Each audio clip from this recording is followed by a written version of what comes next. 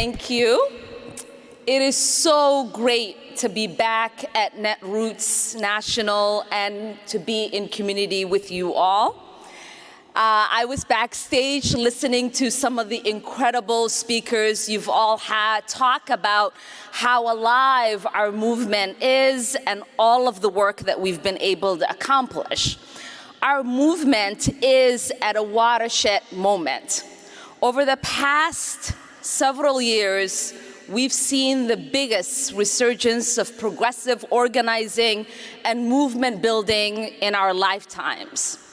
Across the country, young people are reviving the labor movement and notching history wins in union organizing that has not been seen since the 1930s.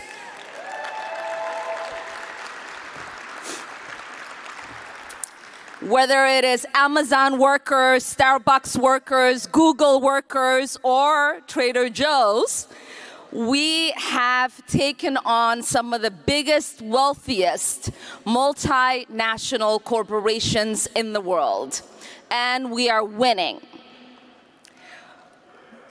Petition to file a union is up to 57% over a year ago.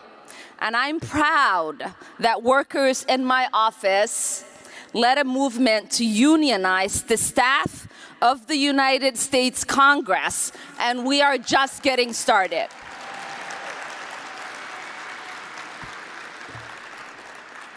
But friends, it is not just unions. If someone told me when I was 8 years old, huddled in a refugee camp, that I would one day serve the people of Minnesota as the first African-born, the first hijabi, the first woman of color to be elected from Minnesota, and one of the first 2 Muslim women in Congress, I would not have believed the words coming out of your mouth. But in spite of millions of dollars in super PAC spending against us in 4 consecutive elections, we have won.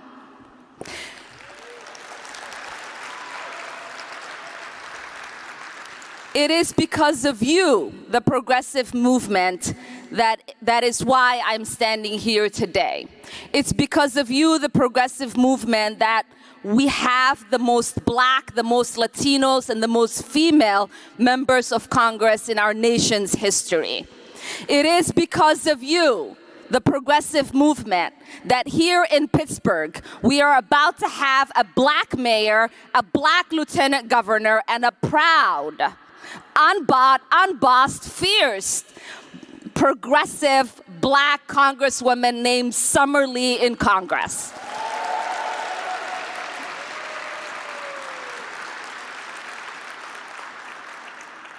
Who would have thought a couple of months ago that we were on the cusp of passing the most progressive piece of climate legislation in our nation's history? That's right. This summer alone, we have passed laws to rein in gun violence, to get veterans needed health care, and a bill to cut carbon emissions by close to 40%.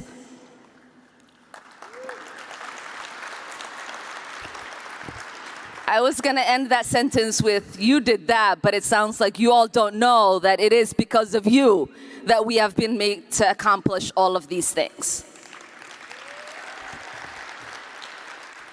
Because the reality is, none of these things would be possible without a massive, focal, organized, progressive movement driving the narrative and pushing for change.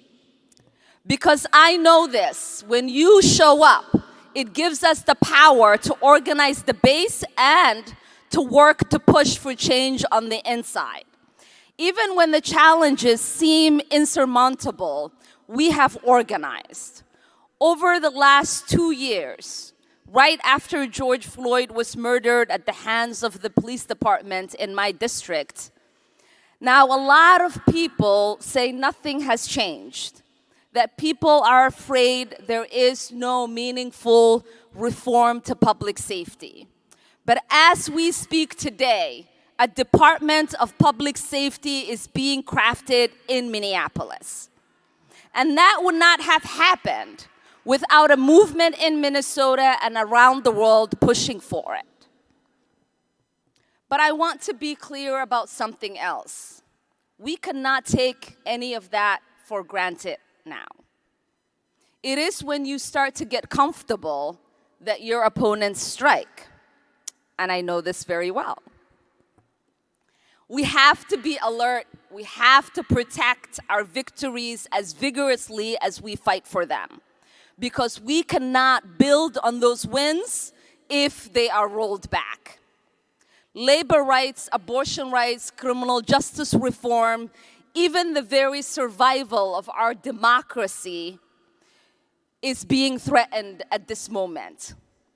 We are up against forces that are willing to suppress the vote, overturn election results, and literally commit treason against our country to get their way.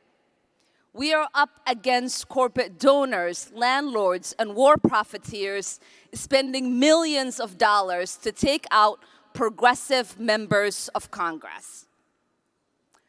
So I wonder, why are they desperate?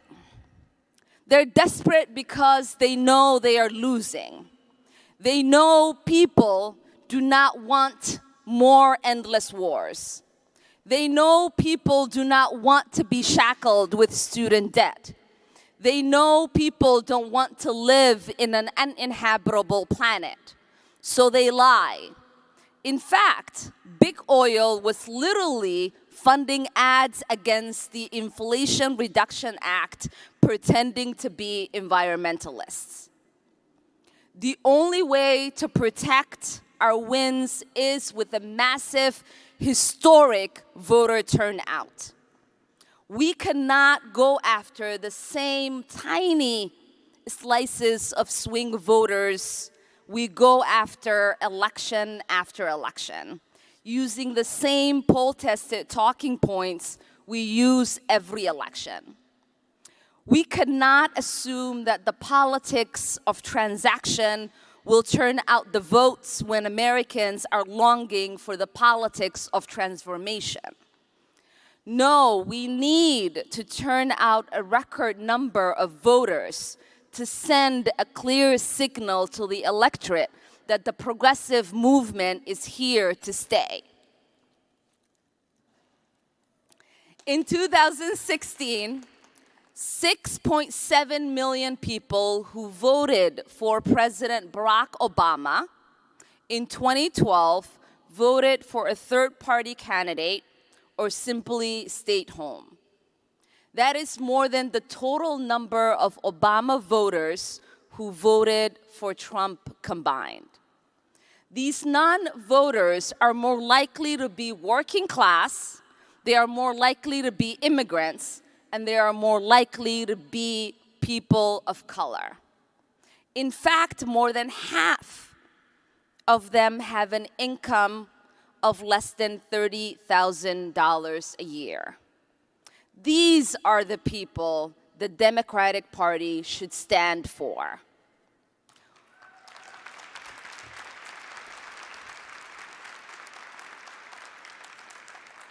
We cannot rely on Liz Cheney or Joe Manchin of the world to save us. We need to elevate people who have fluency in the day-to-day struggles of the people they seek to represent.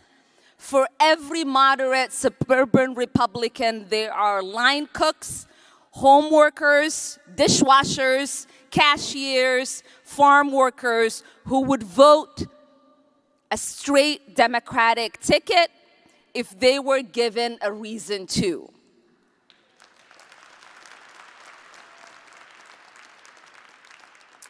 Because one thing we have learned is this: progressives win when turnout is high, and when we lose when turnout is low. So this election, we cannot let fear defeat us. Let us focus on those who don't have a voice and who will support our boldest, most endearing ideas as a party. Let's elevate the people who are closest to the pain. Let's give working folks a reason to turn out to vote for us. That's who our party should be for. That's who our party should be talking to, and that's who we should be counting on to help us save our democracy in November.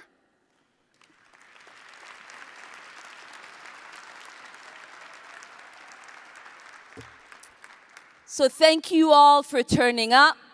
Thank you for organizing. Thank you for your optimism. And thank you to Netroots for getting us here together. I love you. Let's work together to save this democracy. Let's go, fight, win.